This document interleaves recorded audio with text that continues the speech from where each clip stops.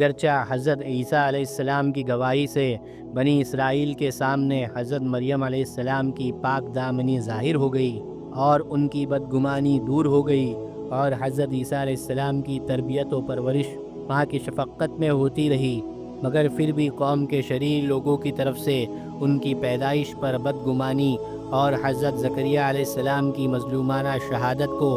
حضرت مریم علیہ السلام دیکھ چکی تھیں، اس لیے وہ قوم اور ہیرود بادشاہ کے ڈر سے اپنے بیٹے حضرت عیسیٰ علیہ السلام کو لے کر اپنے رشتہ داروں کے یہاں مصر چلی گئیں، اور 12 سال وہاں رہنے کے بعد پھر ان کو لے کر بیت المقدس واپس آ گئیں۔ اس طرح جب حضرت عیسیٰ علیہ السلام کی عمر 30 سال ہو گئی تو اللہ تعالیٰ نے قوم کی ہدایت و اصلاح کے لیے نبوت عطا فرما کر آسمانی کتاب انجیل نازل فرمائی۔ انہوں نے کفر و شرک کے خلاف اپنی دعوت و توحید کا آغاز کیا۔